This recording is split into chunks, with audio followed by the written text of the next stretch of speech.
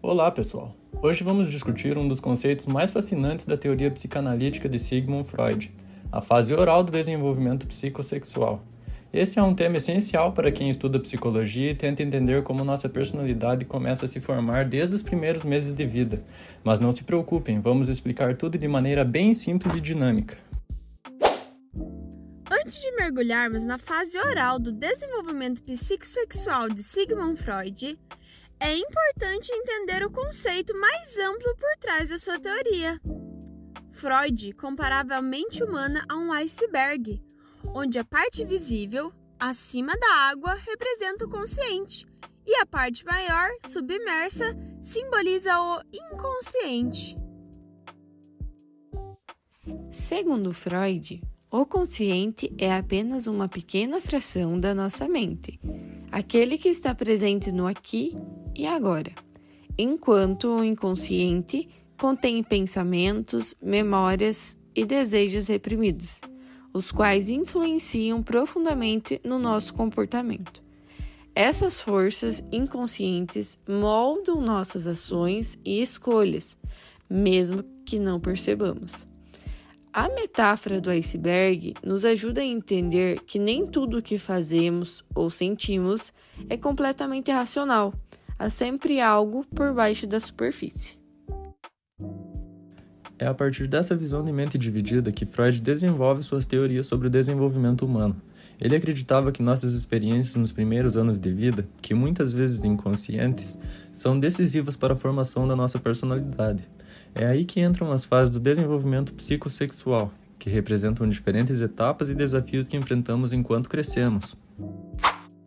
E agora sim, com essa introdução sobre o inconsciente, podemos continuar a fase oral, que é um tema essencial para quem tenta entender como nossa personalidade começa a se formar desde os primeiros meses de vida.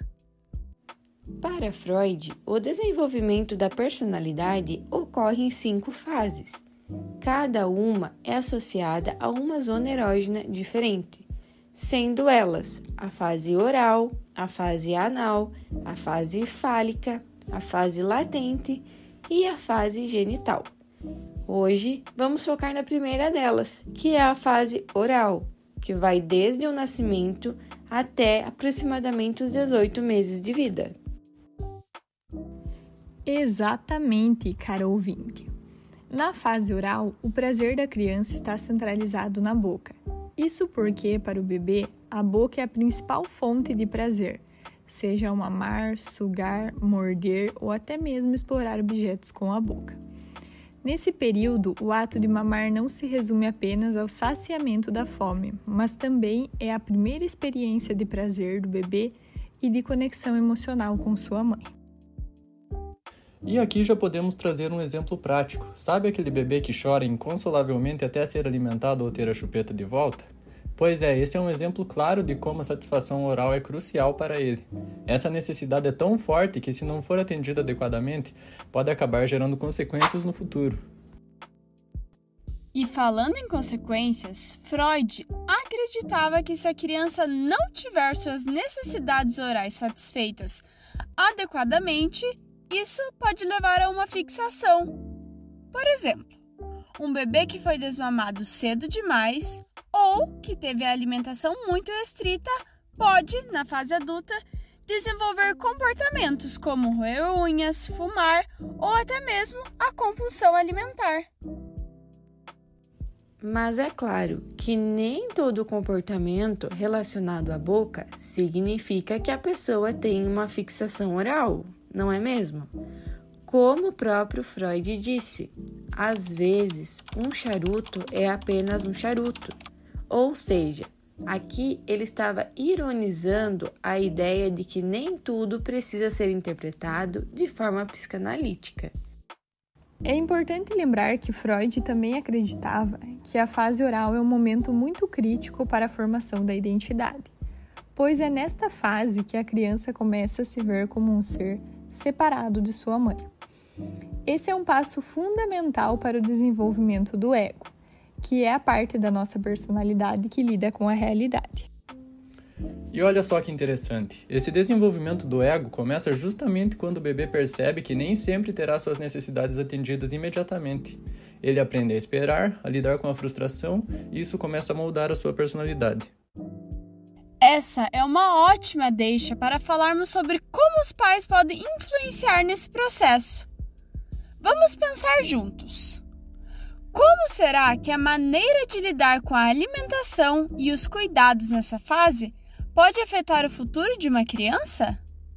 Será que um bebê que teve suas necessidades orais sempre atendidas rapidamente se torna um adulto mais seguro ou mais dependente?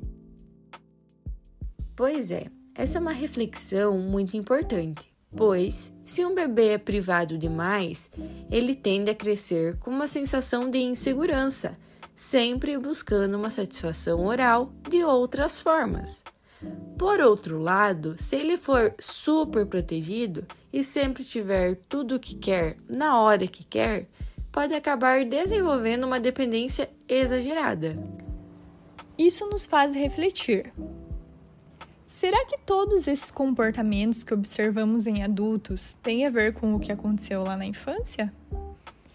E como podemos identificar se uma pessoa tem uma fixação oral ou se é apenas uma característica de sua personalidade?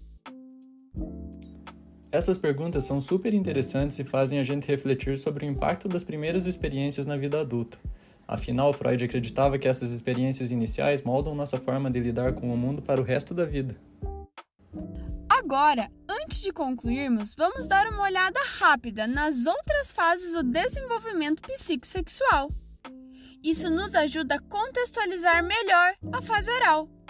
Depois da fase oral, nós temos a fase anal, em que o foco do prazer se desloca para o controle dos esfíncteres. Logo em seguida, temos a fase fálica, onde a criança começa a se identificar com o pai ou com a mãe. Depois temos a fase latente, um período de relativa calma. E, finalmente, a fase genital, que marca o início da sexualidade adulta. É interessante ver como Freud construiu essa teoria conectando o prazer com o desenvolvimento de diferentes partes do corpo, e isso tudo ao longo do tempo. É claro, hoje sabemos que nem tudo se resume a essas fases, mas a contribuição dele para a psicologia é inegável. Por fim, a fase oral é um período em que os cuidados dos pais são cruciais. E os impactos dessa fase podem ter reflexo na vida adulta. Se você parar para pensar, muitos dos nossos comportamentos que consideramos comuns no dia a dia podem ter raízes lá na nossa infância. Uma curiosidade para você, caro ouvinte, que deseja se aprofundar no tema, é a obra 3 ensaios sobre a teoria da sexualidade, datada de 1905. Na qual Freud observa e discorre sobre o desenvolvimento da criança desde o início, a fim de apontar como deveria ser o caminho trilhado para o desenvolvimento saudável da sexualidade. E é isso. Espero que essa explicação tenha te ajudado a entender melhor a fase oral e a importância dela no desenvolvimento humano. Lembrem-se de que a psicologia é um campo vasto e cada teoria nos oferece uma peça do quebra-cabeça.